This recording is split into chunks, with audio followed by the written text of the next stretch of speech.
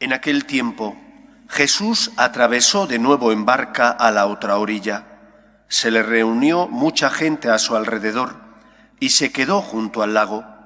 Se acercó un jefe de la sinagoga que se llamaba Jairo y al verlo se echó a sus pies rogándole con insistencia: «Mi niña está en las últimas. Ven, pon las manos sobre ella para que se cure y viva». Jesús se fue con él acompañado de mucha gente que lo apretujaba. Había una mujer que padecía flujos de sangre desde hacía 12 años. Muchos médicos la habían sometido a toda clase de tratamientos y se había gastado en eso toda su fortuna, pero en vez de mejorar, se había puesto peor. Oyó hablar de Jesús y acercándose por detrás entre la gente, le tocó el manto, pensando que con solo tocarle el vestido curaría. Inmediatamente se secó la fuente de sus hemorragias y notó que su cuerpo estaba curado. Jesús, notando que había salido fuerza de él, se volvió enseguida en medio de la gente preguntando: «¿Quién me ha tocado el manto?». Los discípulos le contestaron: «¿Ves cómo te apretuja la gente y preguntas: ¿quién me ha tocado?». Él seguía mirando alrededor para ver quién había sido. La mujer se acercó asustada y temblorosa al comprender lo que había pasado. Se le echó a los pies y le confesó todo. Él le dijo: «Hija, tu fe te ha curado. Vete en paz y con salud».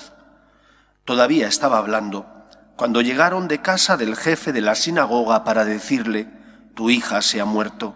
¿Para qué molestar más al maestro?». Jesús alcanzó a oír lo que hablaban y le dijo al jefe de la sinagoga: «No temas, basta que tengas fe».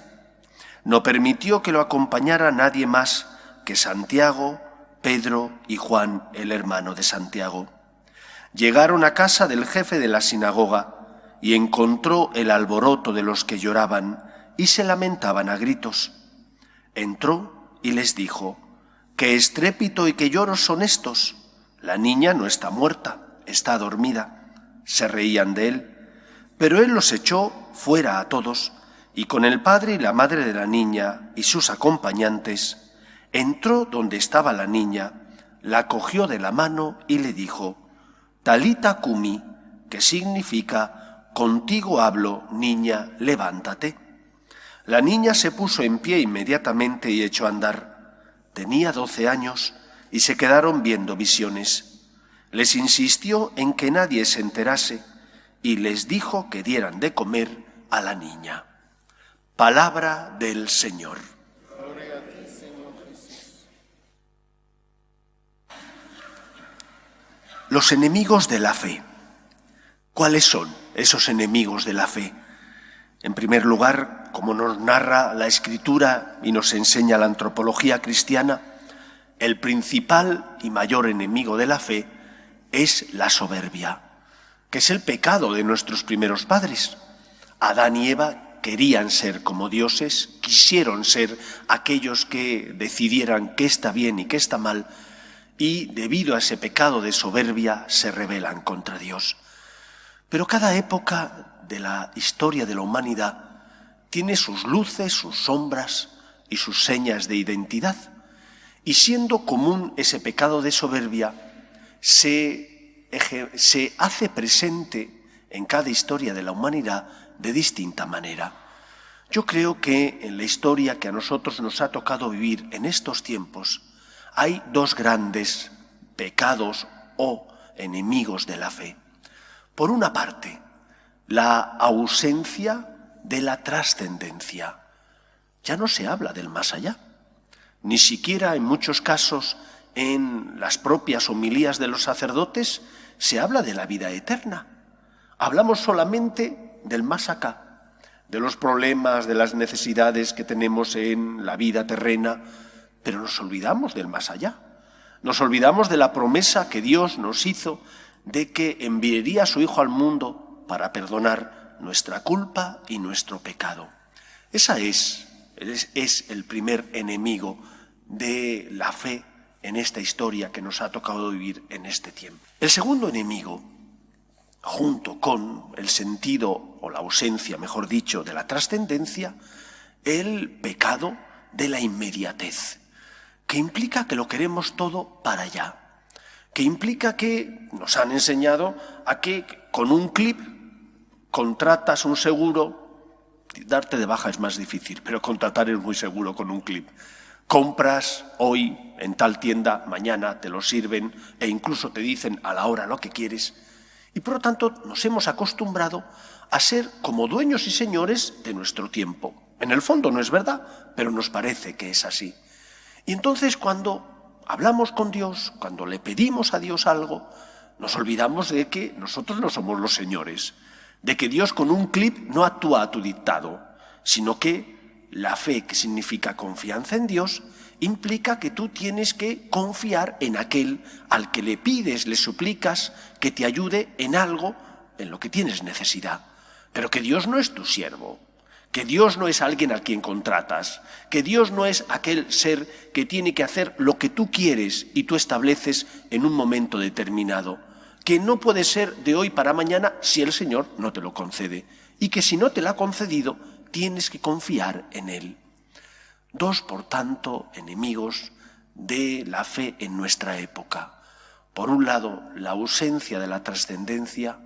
¿Cuántas veces pedimos y solo pedimos cosas materiales?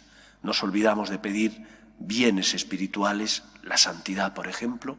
¿Y en cuántos momentos pedimos, pero pedimos mal? Porque pedimos con exigencia, pedimos queriendo obtenerlo ya, sin que haya confianza, eso es fe, en Dios nuestro Señor. Y cuando el Señor nos pide que perseveremos, nos impacientamos porque no nos lo concede cuando nosotros queremos. En el fondo, son raíces que eclosionan en el pecado de la soberbia y que por lo tanto impiden que Dios ocupe el lugar que exige en nuestro corazón. Recapacitemos y actuemos como el jefe de la sinagoga, Jairo, que perseveró y a pesar de que le dijeron que su niña estaba muerta, él confió en el Señor. Y actuemos como la mujer que sufría flujos de sangre, que a pesar de que le pudieran criticar, ella se esforzó porque quería la curación, porque confiaba en el Señor.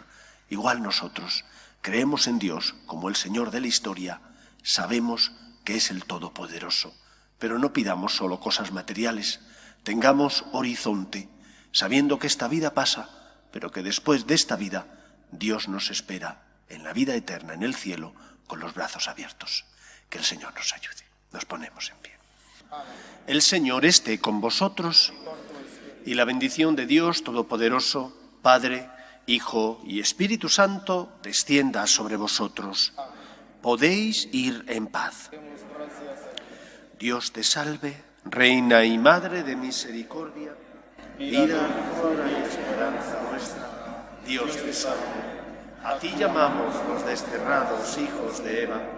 A ti suspiramos, Yendo y llorando en este valle de lágrimas.